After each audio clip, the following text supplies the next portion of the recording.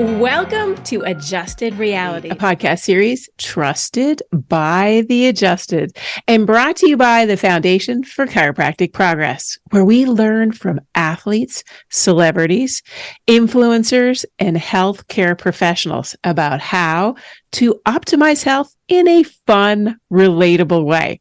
Join me, Dr. Sherry McAllister, as I speak with Dr. Suzie Carmack. Dr. Carmack is the Department Chair of Yoga Therapy and Ayurveda for the Maryland University of Integrated Health, where she directs and teaches the accredited graduate programs in yoga therapy and Ayurveda. Recognized as a global pioneer and thought leader in the promotion of well-being in the workplace, Dr. Carmack is the author of two fantastic bestsellers, Wellbeing Ultimatum and Genius Breaks. Her next book coming out soon, and I hope to have her back to share with us more, Yoga for One, how to co-create an inclusive and evidence-informed practice on and off the mat. And it'll be published next year in 2024.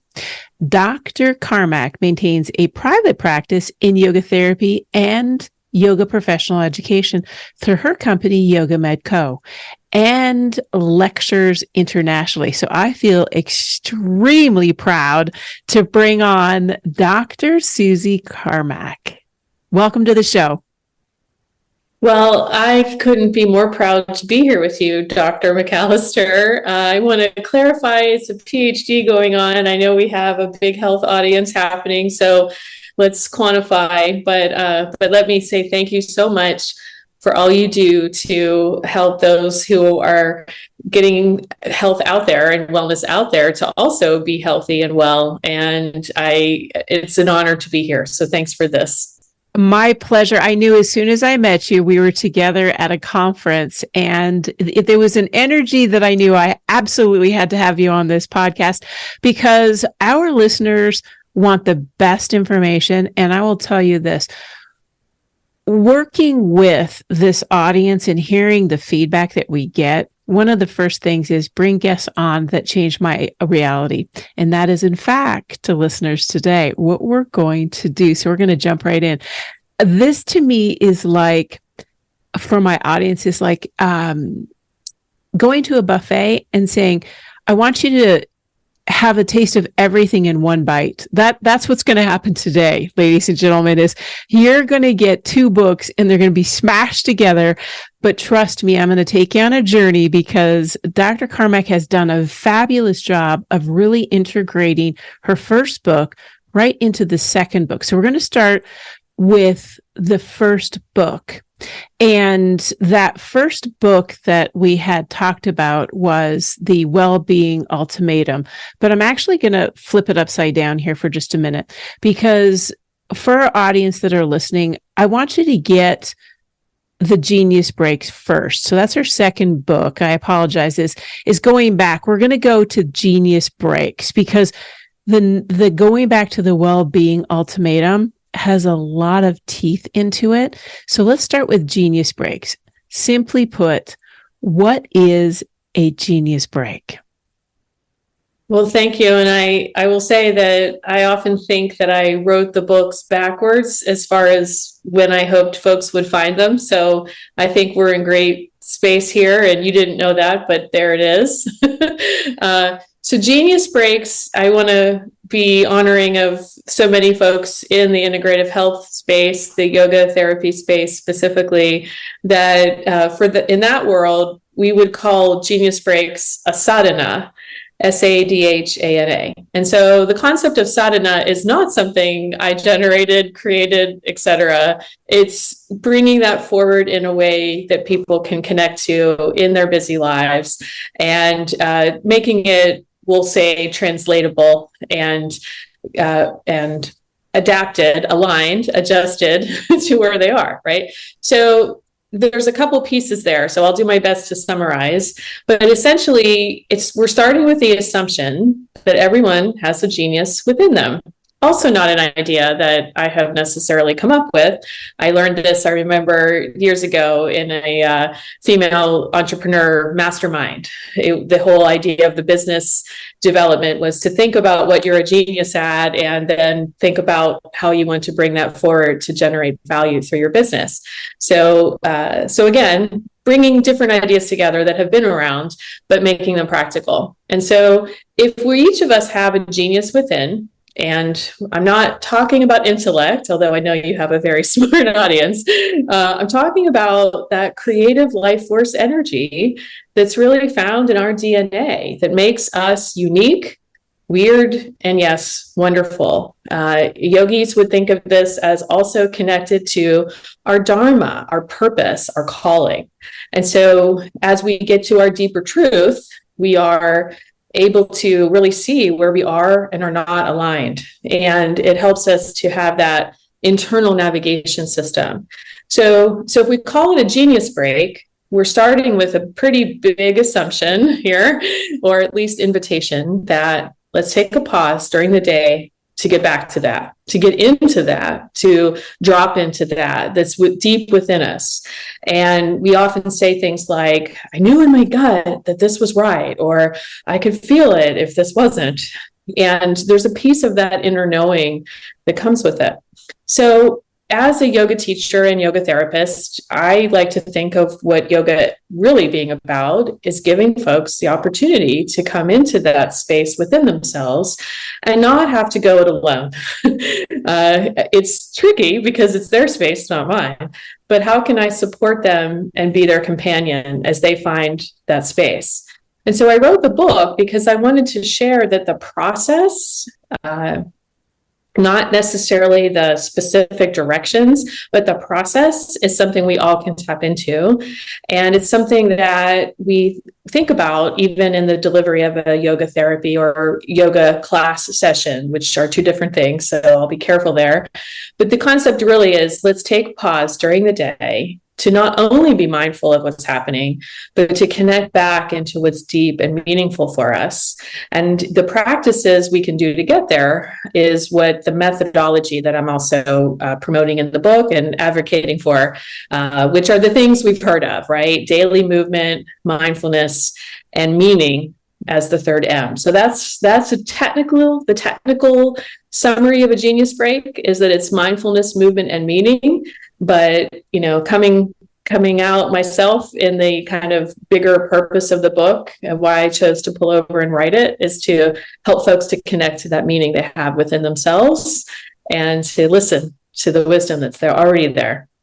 So you brought up mindfulness, and I really like that you put it into some very specific terms. So let's just start with mindfulness, and then we'll get to movement. And last is, I think, one of the things that most of us, sometimes we lose ourselves, and that's the meaning. What's the meaning? We kind of get on the hamster wheel of like, we're doing. And all of a sudden you never take a breath to just look at yourself and say, what's the meaning of what I'm doing?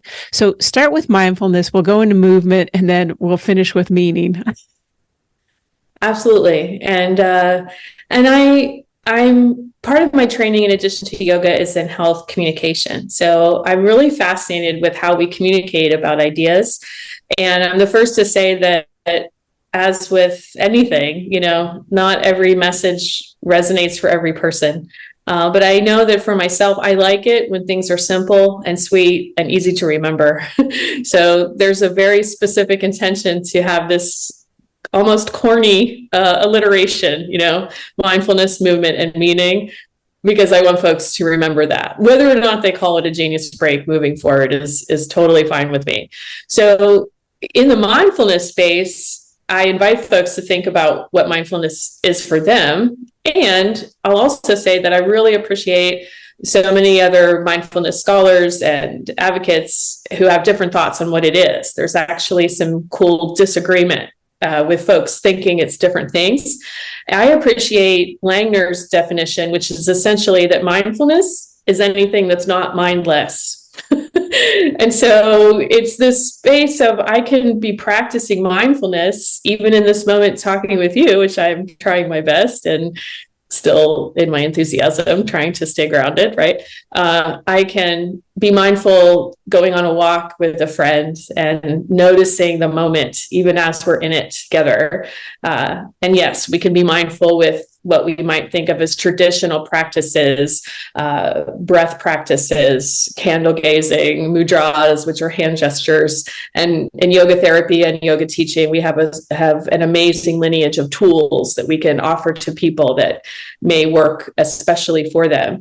But this idea of practicing mindfulness as a skill and almost building strength with it, like you might build strength with your muscles.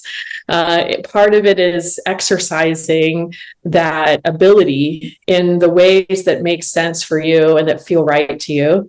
And also the mindfulness of knowing that sometimes it's actually not easy to be mindful. Our emotions can take over, and our emotional health is not about always being happy or joyous. It's actually about how we can regulate our emotions. And one of the mindfulness measures in the mindfulness science space is ironically called emotional regulation. We actually look at how we cannot deny our emotions, but be mindful of them as we're having them. So I think it's something that can be maybe that quintessential concept of a beautiful day and enjoying it, carpe diem, all of that. And it also can be mindful that our lives aren't so easy all the time, and being in the space of being mindful that things are what they are as they are. Beautifully said. And thank you. It brings it together for the audience to recognize that sometimes we completely lose sight of where we're at. And we're now going to create that adjusted reality that when you work hard to find your mindfulness, then other pieces start to flow more easily. And that you're right, emotional regulation and where we are. We have a mental health crisis in the United States at the moment. These are small steps. Don't underestimate a small step. Mindfulness, movement, and meaning are really a carefully crafted way to look at yourself and give thanks and respect and delivery that you have a purpose, and that purpose is being transpired through what you do and what you say, and that makes a difference. And what you do is the next part, which is movement. And as chiropractors across the world, this one's going to resonate really well with those chiropractors that are listening and their patients, is that movement makes a difference all day long. This is not just, oh, I need to get 30 minutes in the morning, maybe 30 minutes at night, and maybe I can get a lunch break and walk around the block. No, this is movement that you can carefully craft mindfully, bringing the first M into movement. So share with our audience the movements that you've created in the Genius Break. Thank you for that, and beautifully said as well. I think we're built as humans to move, and I know your audience is a group of folks that are helping people, especially with their bodies and how that intersects with their mind, heart, spirit. And that is definitely something we have in common, as I come almost as this ambassador or something, from the yoga therapy and yoga teaching space. Those are two big communities behind me here, and I'm doing my best for anyone listening from those. There are many opinions behind there, so I don't want to pretend I'm speaking for everyone in any way.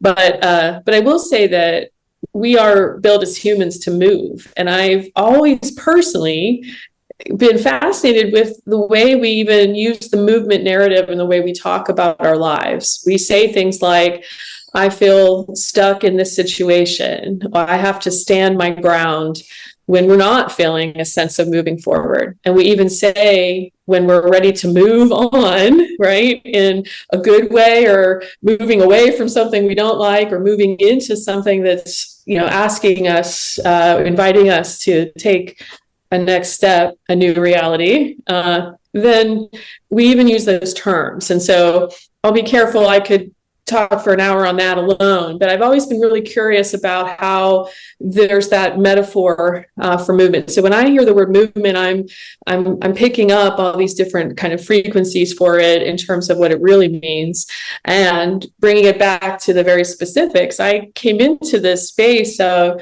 being a movement professional, the big bucket, as someone who was previously a modern dancer, worked with Pilates clients for many years and trained Pilates teachers, discovered yoga, love all those disciplines. And so they're all important pieces of my path. But what I was always amazed by is that when folks were invited to find movement that was right for them, to find movement that could be adapted for them, especially when they were having a physical challenge that made movement hard, uncomfortable, or even painful. If we could problem solve a movement or series of movements that could be working for them, then their perspective changed, and their ability to even see themselves and where they were going in their lives shifted. And there was just always this pattern that I was always fascinated by, that their connection with their spirit essentially was happening as they were finding new ways to move this body.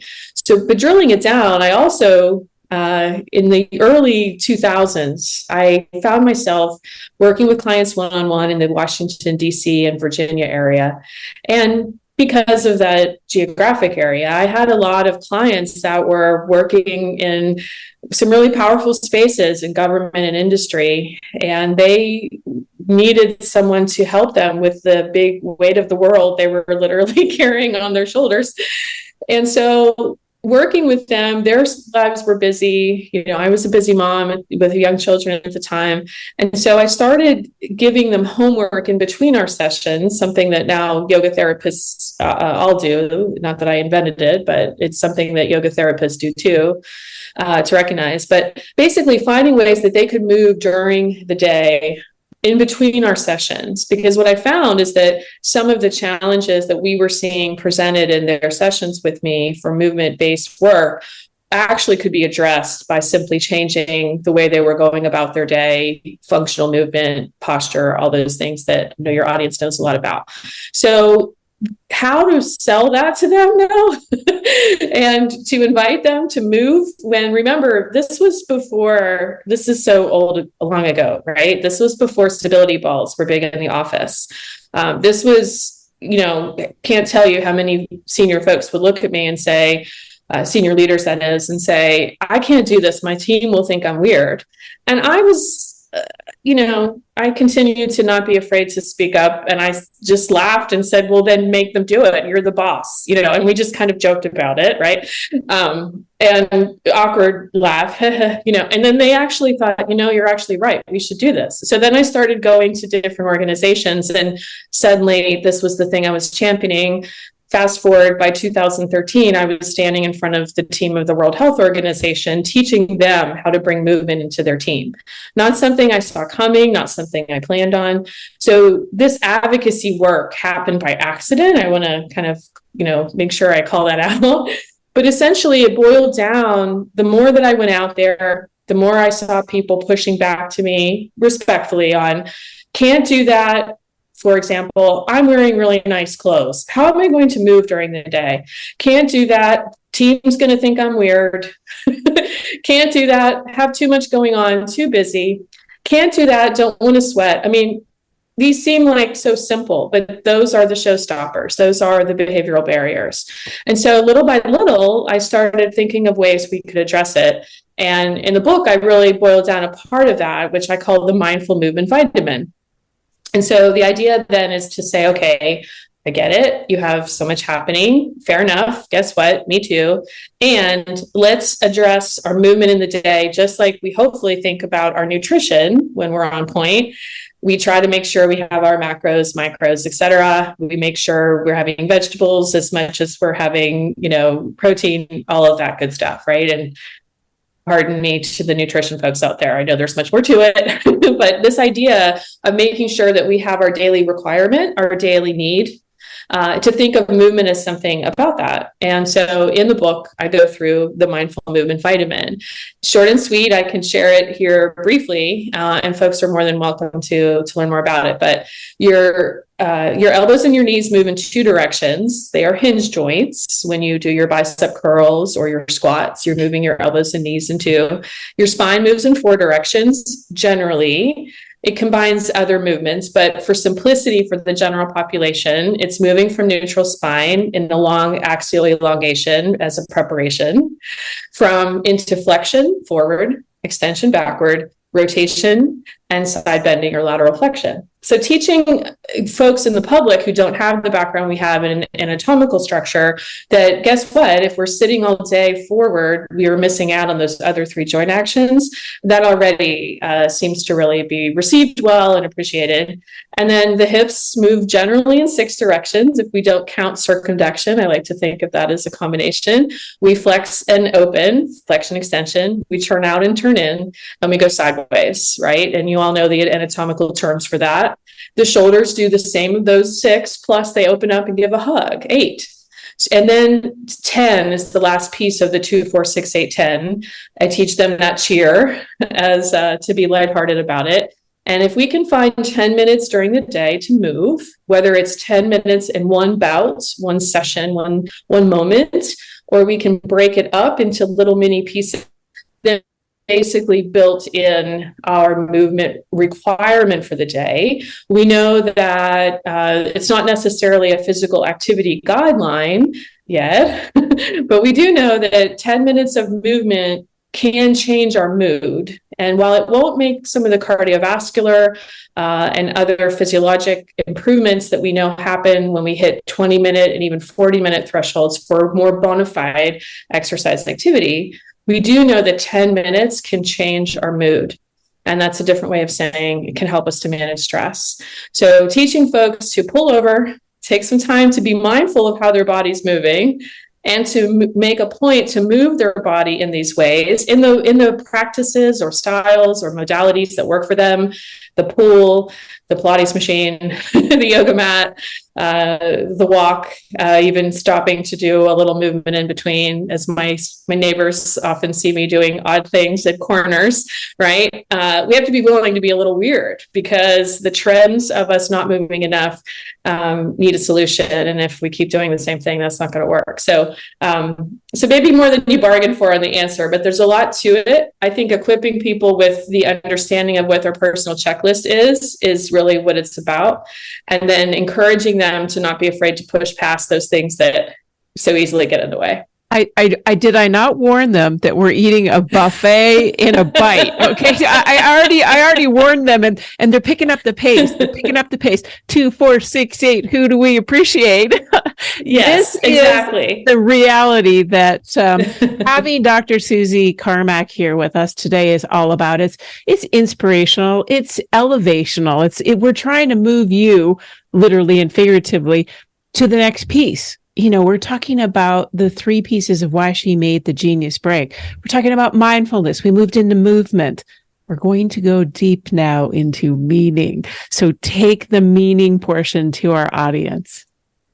Well, thank you. And thank you for that, Grace. When we talk about things we love and are enthusiastic for, it's hard to boil it into sound bites. So I appreciate that. I think, I'm all for that in this world. So I appreciate it. And I see it happening here. So thank you.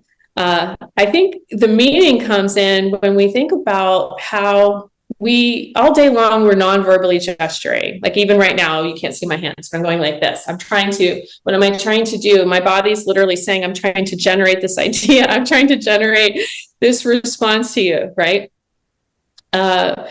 And there's a whole science, of course, into nonverbal communication. But I think it's interesting to think about when we take these moments for this genius within us, to connect with this genius we have within, to be mindful that it's there, because it's easy to forget as we're dealing with all this external stimuli, to be mindful of what's happening, and then to turn the gaze within, to give the body the movement it needs to, like the Tin Man, to get going, right? And then once we've gotten through that first doorway, then it's time to go deeper and deeper within. And in the yoga philosophy framework of the koshas, which is, again, not something I've created, but something that's been passed down for centuries, we think of ourselves almost like you might think of as like little dolls that have the one doll and the next doll and the next doll within, or circles on a target board. So the physical body in that kosha philosophy framework is the outer layer. So moving helps us to really get within ourselves and start to bring ourself together. But then underneath that, we have our breath, symbolic of our life energy. Underneath that, we have our mind and our ability to think about how we think. And underneath that, we have our life story, that dharma, that unique spark that's ours. And underneath that, we have the light of joy and bliss and connection to consciousness that is really, timeless for humanity if we really get deep about it, right? So the concept, not every genius breaks needs to go there, although that's amazing if that can happen. But to be able to take a moment to shift the awareness from the moment of the day, mindful of where we are, mindful and moving in the body to make sure it's getting this wonderful movement that's so good for us for so many reasons. And then the meaning is where we can start to look within and think about, what do I need to manage or regulate as far as how I'm feeling? And also, what kind of meaning do I want to bring forward into the story that I'm generating right now? In communication science, we call it sense making. There's about 5 different authors that have different thoughts on it. But this constant narrative of our life story, that sense making happens in other contexts, especially in the PR and branding space. But we can bring it to ourselves as we think about, how are we generating the life story? As a quick example, I will come clean and open about a not so mindful moment I had just yesterday. Okay. I'm not going to go into specifics, but guess what? I'm not saying these things like I'm living on a mountain and I never have challenges. I, like to operate with these systems, but it doesn't mean that it's easy. So I had an email come at me where I watched myself getting really reactive, I was seeing a decision happening that I was going to be impacted by that I didn't like. And I noticed what happened. My heart started racing. I started feeling a little tight in my chest. I started breathing a lot of sighs, which is actually brilliant. Our body knows, wow, stress is coming. We better release some tension here, Thankfully, I was home alone working and no one saw this but me. But in that moment, I needed to be mindful of okay, I see this. Am I feeling a lot coming up here? What's really going on here for this meeting? And what's the story that I want to generate, not only in this particular micro situation, but in the relationships I'm trying to build in this situation and all the relationships that are kind of surrounding this thing. And how do I want to be in the space? And who do I want to be in this moment, right? Do I want to be a person, and do I want to be in the life story of being super attached to the way things used to be because that's the way I like it? Thank you. Or do I want to be a human that notices, I'm not so sure about that, and I'd like to come into a deeper conversation for you. I want to learn more from you about this. And I also want to share some things I'm not sure if you're seeing yet. And to give them a break for being human and to give myself a break for being human. Of course, I was having a reaction. It was a surprise. And that's really what stress is a surprise, right? But that's an example of how we can create meaning even in hard times. And in that moment, I took that need to be wanting to have connection. I kind of landed where I realized what this is really about is not feeling seen and heard. And if I want to be seen and heard, guess what? I need to show up and see and hear someone else. And so then I came into creating a little genius break for myself where I was opening my heart. I was releasing my breath. Especially my exhales to help me to calm it down. And I thought about, I'm open to what's possible, to where we can go together. And I crafted some mindful mantras for myself, some mindful statements. Now, we got to be careful. It's not about toxic positivity and thinking, hey, everything's going to be okay. And yeah, sure, we can just work with everyone about everything. And that's not what I'm saying here. What I'm saying is that I noticed where I was in the moment, and I decided where I wanted to take the story next. And I had reservation and even caution about how my emotions were allowed to take over. I was going to go into a story that I probably didn't want to be in a few days, weeks, months, years down the road. And so I think taking time to connect with that inner genius, what my inner genius is really all about is about connection. So why would I want to be reactive to an email in a way that isn't connecting? It's kind of ironic, right? So that deeper knowing sometimes doesn't always match to what's happening on the outside, but that's kind of the point. If we can take a moment to go within to what's true for us, to not deny it, and to also think about the story we want to generate moving forward, that's the life story. That's it. That's taking the reins, and that's choosing not to deny ourselves, but to also realize that we always have that pen, to quote Brene Brown. Beautiful. Hearing what you said and how you said it brought forward some things that really are critical. And it's the reason why I resonated so well with you is you mentioned early in, now is the audience mindful movement and meaning. Oftentimes, if you don't get the meaning of something, you in fact will not create a movement and you will not be mindful anymore. And when I sat down with you at lunch, one of the things that really meant a great deal to me was you were very structured and aware of the words that you use. And I say that with the most respect because having crossed many boundaries and many state associations and internationally now, I recognize that words come across differently in different circles. And that it means a lot to an audience to get these specific words down. And you touched me deeply just listening to you because there are two words that I'm going to ask, and this is not an easy ask. And so she's going to have to be very mindful in her movement right now because she's going to take a big breath in. What's she going to ask? Here's the things I want you to define. And I want you to define them respectfully, knowing that there is absolutely 100% disagreement among academics. I get it. But I also resonated so beautifully with you on them. What I don't appreciate is when someone 100% says this is the way it is, because it's you can't walk in another person's shoes. So the two words. First, I'm going to ask you about happiness and joy. Those are meaningful words.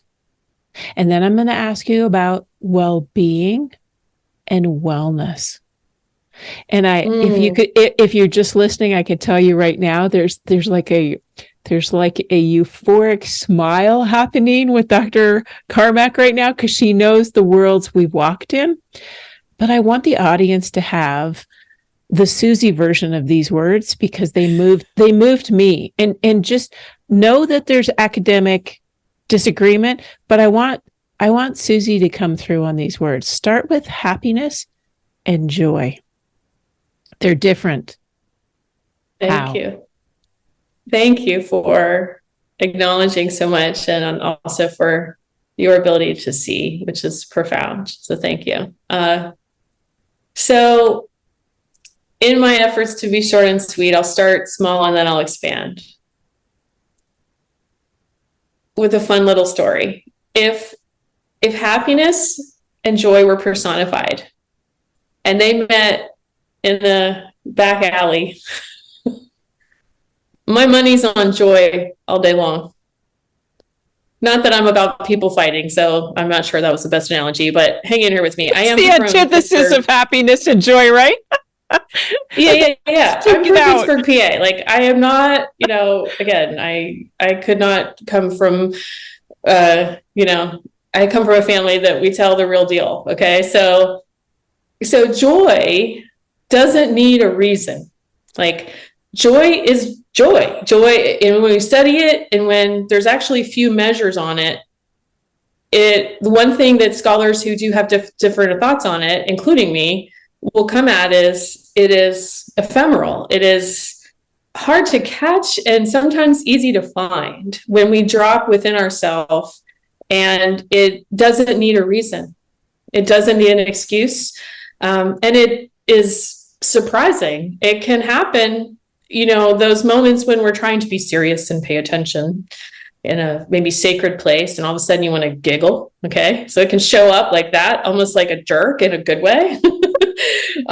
It can show up in deep moments of pain when we're having a really heart-to-heart talk with someone, and they or we remind each other of some connection, and we have a moment of joy as this relief valve that we can be in pain and we can have joy and connection there. We can have moments of awe that come with joy that, again, don't need a reason. I can stare at a tree on a walk and actually find the joy of life that's in it, right? So it doesn't need a reason. Even though I kind of explain scenarios, it doesn't need a reason. And it adds this extra, this like confetti around a moment that is just amazing to be in. And if you try to catch it and you try to measure it, it'll leave just as fast. On the other hand, happiness usually needs a reason.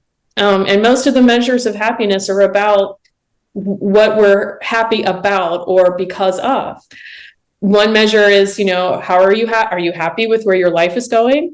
Are you happy about the dinner that I created for you? Are you happy that you're in a job that you enjoy? Are you happy that you're serving clients in the way that they need you?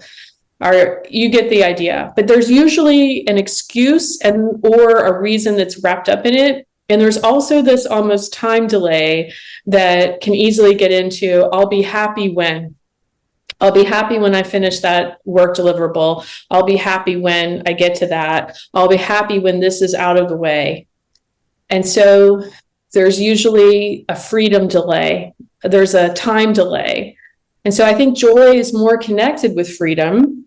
And one of the ways it's special is that freedom. It doesn't need an excuse. It doesn't need a reason. And it doesn't even have a time stamp on it. It goes beyond that. It definitely goes beyond time and space. On the other hand, happiness is something that we're maybe constantly trying to pursue, hence the phrase pursuit of happiness. And it's easy to get so caught up in the pursuit that we never feel as though we've actually grabbed it. And we can even feel like we have to earn it. And it was mind-blowing to me, really my own yoga path. The yoga taught me that I didn't have to go pursuing happiness, that my joy was always within me if I take a moment to connect back to it. Oh, that is so beautiful. I wanted to stop you and just interrupt you because you succinctly put the reason why this podcast right now, why we brought Dr. Suzie Carmack to this podcast was for that reason is when I heard you on and really dug deep into my heart on what do we want the meaning for the listeners to get in certain podcasts, I really wanted them to see the difference between happiness and joy and how it impacts people's lives on a daily basis. And for many, they've never took apart happiness and joy. And this is the first time they've ever thought, happiness is different than joy? Oh, yes, it is. And that many times we push our lives to happiness, but we never get to joy. And there, my friends, is the beauty of today's podcast and why I really love being able to have this really meaningful, moving, mindful conversation on 2 words. You see how I brought all those 3 M's in there, Dr. Suzie? Amazing. Thank you. Now, there's something really beautiful and almost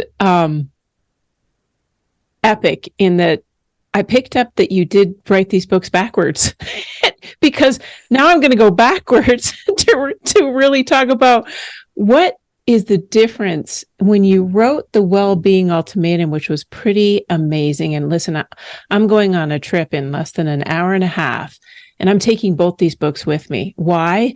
Because this is not like reading a novel, like a science fiction. This is you getting deep into yourself. The first time I read the book for you, the audience, the second time is going to be for me to dive into me and find out what is happiness and joy for me, what's moving me.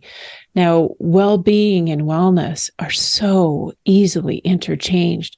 It's the same thing as happiness and joy. Please go on the journey for my audience. Wellness and well-being. Mm. Well, thank you. And you're right. The Well-Being Ultimatum was written in 2015 and Genius Breaks in 2017. And I continue to share them with different folks in different ways. And it's like the macro micro is one way to think about it. Well-Being Ultimatum is really about not an ultimatum that you're giving to anyone else or that they're giving to you. So the book may or may not have had the title that is supportive to what it's trying to advocate. So let me own that. And it isn't the wellness ultimatum for a good reason. So let's talk a little about well-being, what I mean by that, and then I'll talk a little more, if it's okay, about Please. The book.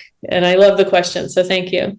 So one of my chapters in my dissertation that I did in 2014, it took several years to research and write, was looking at the promotion of well-being and also landing after 2 good years of studying how all these different scholars were studying well-being in all these different disciplines. I was looking at literature in criminal justice, in psychology, you name it, all these different perspectives. And the more I looked, the more confused I got. Yes. And I grounded myself because I was a yoga teacher coming into a PhD in my mid-career. And I started really thinking about it. And I thought, you know what? Ultimately, I don't think I'm going to find an answer that I can quantify. And I also don't know if my clients will care. So, ouch, and cool, like all at the same time, because I realized that what it really matters is if the person in front of me, if they have a concept of what well-being is, my role in this space is to support them in getting to that and to do my due diligence to make sure they're not doing anything that's actually not in their best interest.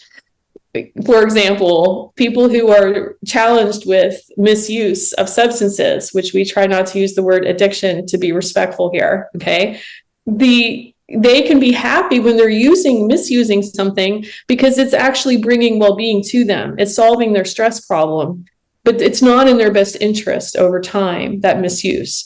So it gets really interesting to think about how we promote well-being in a way that's great for the human, what they think works well for them, and is also objectively okay, right? And anyone who's ever raised teenagers knows what I'm talking about. They know what they want and then what we want for them. It's like that, but for every human, including well myself. Said. That's exactly right.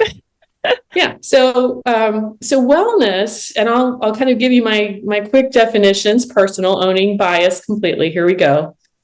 To me, health is what we do or don't see on a medical chart, short-term versus long-term. It's our stats. It's our outcomes. We say health outcomes. We do or we don't have particular illnesses to manage or prevent. And depending on what's on that chart, we are addressing that through healthcare, the system that everyone complains about, but we still love and keep trying. Okay. Then there's wellness, which I think of as the strategic management of health. Strategy in terms of short-term addressing problems when they come up and when we find out about them and not letting them linger, and preventing them by being strategic. When you get up and go for that walk in the morning, we may not realize we are being strategic and preventing a host of challenges down the road, or maybe helping to manage a chronic illness that we have. So wellness is more of that strategy and connected to behaviors in this framing I'm giving you. Wellness, being strategically well. Well-being is how this is my definition coming, how we navigate and tell and center ourselves in our life story. And I think that well-being is something that we don't necessarily have to have a perfect clean slate health chart, nor perfect wellness behaviors, which is sticky for those of us who like to advocate for lifestyle medicine. but how we're telling our lifestyle story and our life story, pardon me. So, for example, I have chronic challenges myself and have been through the experiences of big issues, both in my health and in my life. And how could I still have well-being even as I navigated those challenges? And I've seen this with my clients over and over again. If we're trying to manage the health problem, important for longevity, if we're trying to live a life and have the energy we need to get the things done we want to get done through wellness behaviors, have at it. But how are we living the story that we're in while we're doing that? And are we loving the life story that we've been given? That to me is where the well-being is. And the beautiful part of that is that doesn't depend only on getting rid of or quelling a medical problem or making sure our health behaviors are perfect. In fact, it might be about how we can navigate the stories that are being told, even as we do those things. And so it touches into the space of narrative medicine, in my opinion. And I think that's one of the powers of not only being able to tell our life story, but to share it. Because this is the principle of my centered well-being theory. If we can get to a place where we can feel that we feel good about the story we're telling ourselves, we feel like we can share that story with those who we want to share it with in the way we want to share it. Doesn't mean we have to share it, but that we feel like we can share it in the way that we feel right about, and I'm managing our privacy. And we can be someone who paves trails for others to be in the world of the story that we're driving to be the person who's advocating for others in their story. If that's all synergetic, we're living the roles we have in the world in the way we want to, that's well-being. When there's discord between the story we tell ourselves and the story we're telling the world, or the story that we're afraid to tell those who love us and we love, that's ill-being. And so how do we help people to be in their truth? And how do we help them to love that? And that goes back to that sense of dharma we talked about before. It's exciting, and I'm so grateful that you brought these words out, because health communication has a very important experience for each individual. And when we know what we're talking about together, as Suzie and Sherry having a conversation, the audience comes along with us with a better understanding. And I respectfully disagree with you. I think the title of your book is fantastic. Well-being ultimatum. And here's why I think it's fantastic. When people think of ultimatums, the first ultimatum they usually jump to is usually one that ends up in a relationship. That's the first one. You ask 9 out of 10 people and you say, I'm giving you an ultimatum. What are they thinking? They're immediately going to go to, you're either going to be in this relationship or not. And that's the big picture. And when you think about the ultimatum, you either choose or you don't. That's the ultimatum. And when you read this book, which again, you're at the buffet, there's so much in it, is that this ultimatum is yours to choose. You can choose to continue doing exactly what you're doing right now. And I mean exactly what you're doing right now. Sometimes we might not even know that we're way off the path of success. We're objectively, as Suzie just said, you objectively keep eating chocolate every day and you expect that things are going to be really good with your inflammation levels. Well, you know what? Objectively, it's not going to happen. And you can subjectively tell yourself all day you want, but it makes me happy. Well, that's okay. But here's the thing. When you get into well-being and you give yourself an ultimatum and you read this book, which is why I'm reading it again, for me, is because you have to give yourself that moment of mindfulness to move into a space where you have meaning to you. What does well-being mean to you? And what are you willing to do with it? And that's why the book is such an important read. I promise you read this book and you will look at yourself with an adjusted reality.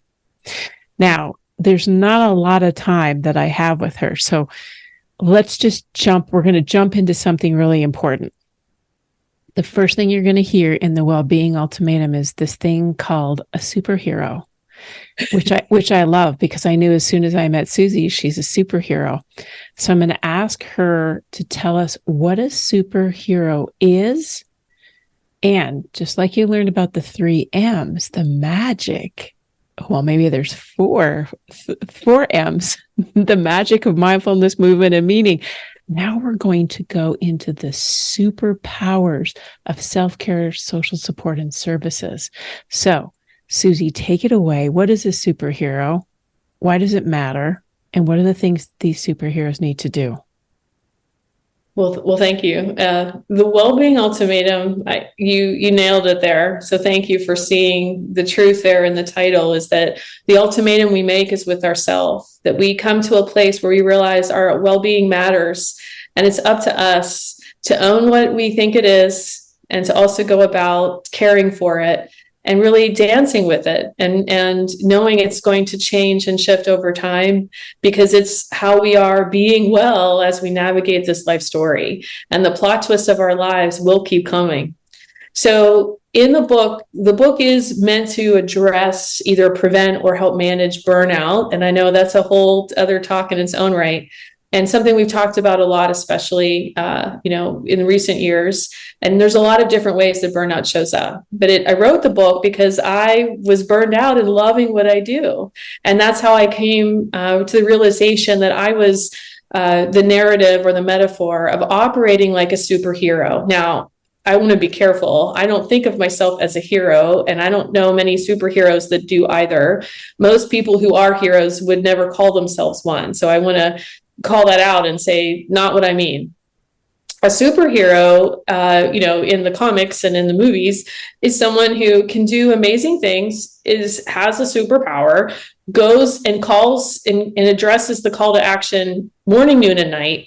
But when we get to know the superheroes, at least until recently, some of the most recent movies, we get to know their lives a bit more than we did historically.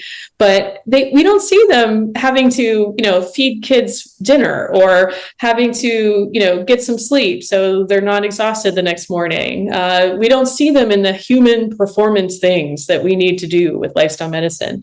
And so I call it the superhero syndrome that happens in the book, because those of us who love what we do, who have a huge dharma in this lifetime and are truly committed and love that, and know what happens to the world when we don't show up for the problems we like to solve, we constantly feel that rush of need to go and help, not because we care if anyone is watching in a true superhero sense. We're trying to go after solving the problems and really feel like, we were built for this. We're made for this. And at the same time, much like if you love someone who's at a bedside and they're having a hard time, you don't want to leave that problem. And the nurse needs to come in and say, can you please go home and take a shower? Can you please go down to the cafeteria and get some food? Can you please go get some sleep? We'll be here. We got you. We'll cover. And it takes everything you have in you to step away from that loved one. Well, imagine if that was your work, that needs you all the time and is constantly asking for more, not just because of the work itself, but because of the human problems that you're so committed to solving and that never go away. And so we've got to find a way to do what I call strategic, to be a strategic superhero, so to speak, to think about, okay, I'd like to operate as this superhero, or as this person at the very least, the servant leader, really, who wants to go and make an impact. And I need stamina if I'm going to keep doing that, do that well, and not make mistakes, and also not have my own system fail, in various ways that I will ironically get in the way of the thing I was trying to do. We have a sustainability problem when we ignore those human performance needs. And so then I bring forward in the book those 3 S's that you mentioned. Yes, we need to own our own self-care, which that word is so loaded today, okay? But whatever that means for the day, 10 deep breaths might be today's self-care plan, and that's okay. And let's see how strategic we can get with that over time, that wellness piece. Social support matters. My research and the research of others has shown that well-being happens when we have it, when we share our successes and our struggles. And I think that this isn't talked about so much in the book, but I think those who are successful have a very unique social support dilemma. We want to be able to not only share our struggle times, but also our successes. and to push past notions that, we might feel as though we're bragging or that we're overwhelming people, or different layers of stress response that we're asked to in the different arenas we continue to grow into. And it's hard to explain that kind of stress to those who maybe haven't had that experience. Not to sound, elitist, but I'm saying, just like I don't know what it's like to play lacrosse, folks may not know what it's like to do certain things. And so if we're not talking about the stress of success as much as the stress of struggle, lots of S's there, then we're not really feeling the power of what social support can do. And I think those who really continue to thrive are able to find places where they can have both. And the third piece is the part that making sure that we've got that cross check, and that is services. We want to make sure that we're not just trying to do it all ourselves, self-care, that it's not just about making sense of our story with those we are being supported by and supporting, but we're also willing to have a professional help us. Just because we've become an expert doesn't mean that we can't receive expertise in our field or in others. I know a chiropractor needs a chiropractor, right? I'm a mind-body person helping people with alignment. I need to go for an adjustment to be able to make sure my body is okay for that. And the actually lopsidedness that happens when I'm helping other humans with their bodies. We all have the need to not only be an expert, but to also have expertise provided for us. And there's a beautiful humility that's underneath that as much as there is a strategy. So that's part of the true thriving. People who thrive usually have people around them helping that to happen, and also to help make sure that we don't maybe fall into a false set of assumptions that we've got to do it all ourselves, because that is really the beginning of where the burnout starts to happen, and the joy gets lost in that when we start to carry too much. So why not invite those 3 S's in to be able to get back to that joy, whatever that 3S plan looks like, and to be in the space of knowing that our well-being is something we get to continue to operate.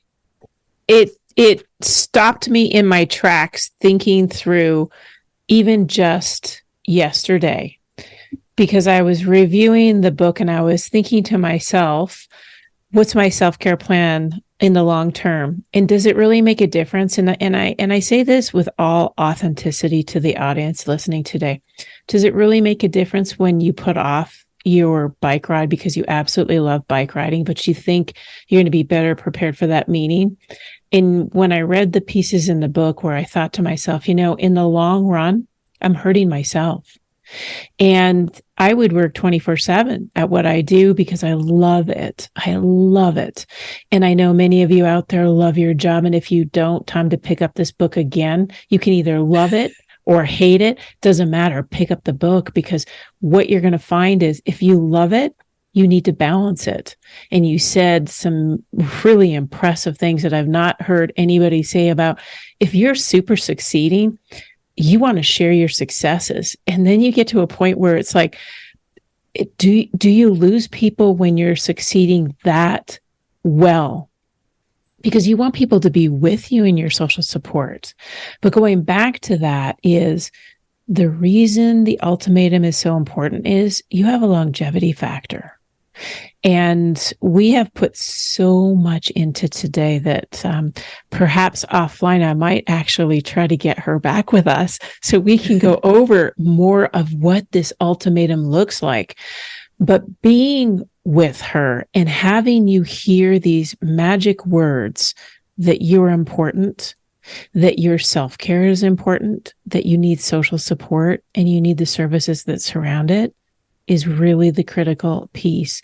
And you may not think that you need anything. Well, I'm here to tell you, the world is not you living by yourself. The world is us lifting you up, nurturing you, expanding your thought process, and so that you can give back to your community. So, ladies and gentlemen, I will work hard to get her back on this show.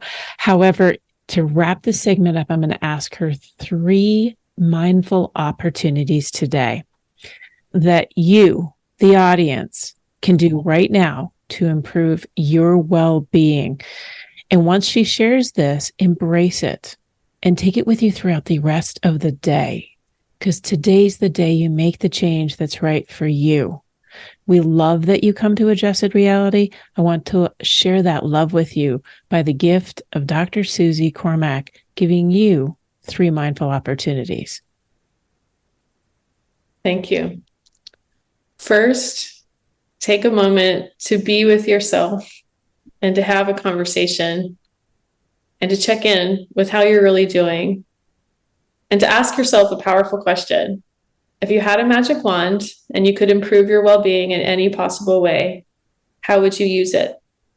And then lean in to what that question gives you as a sense of direction for where you want to take your heart space for the rest of the day. To have moments with ourselves where we remember we have that magic wand all the time.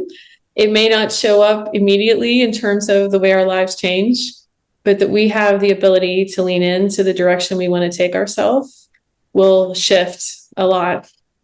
Secondly, I encourage you to get to nature. In Ayurveda science, we like to think that Ayurveda is the science of figuring out and finding out and exploring how our nature connects to nature.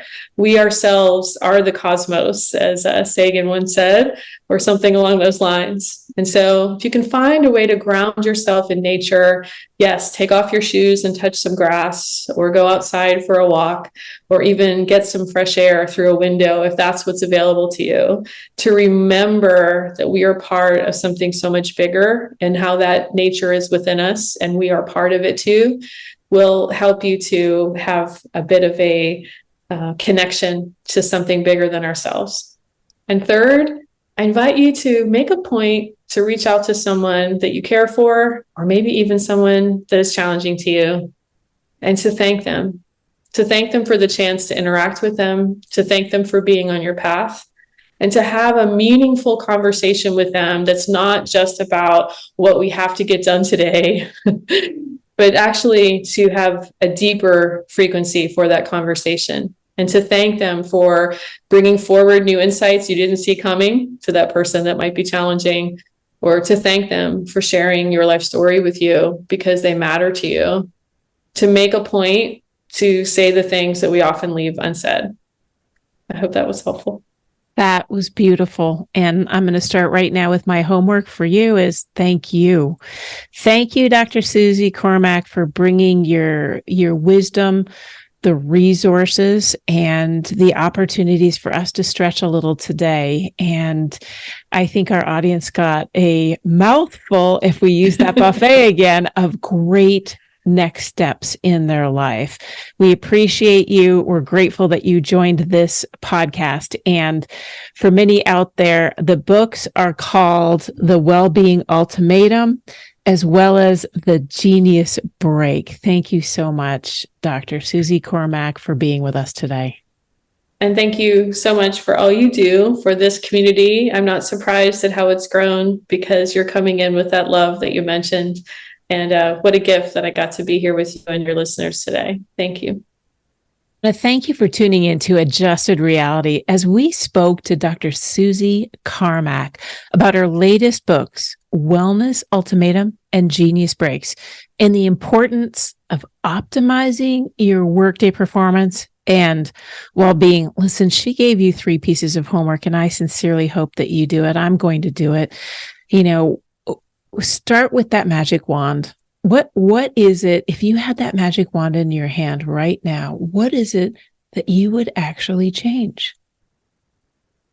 It's a moment to reflect.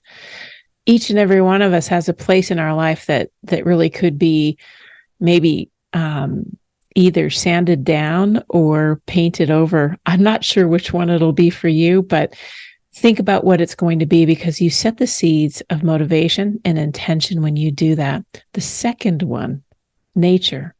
You cannot underestimate the power of getting your feet in the grass. If you're a high-powered executive attorney right now, go outside your big, beautiful building and go find some grass. Take your shoes off, take your socks off, and just stand there. It's okay. Who cares who's looking? If you're a mother and you've been with 5 children, like I had seen on the weekend, just giving, stand outside with your child and just sit on the grass or maybe take a walk. It's just being in nature to reflect on what she said is the moments come, and don't let those natural nature, beautiful, visionary, the smell, the auditory pass you by, the birds singing, the trees wavering in the wind. It's really what it's all about. And last, and definitely not least, is gratitude. And I can share my gratitude with you today for being with us, because this audience is growing in a massive movement.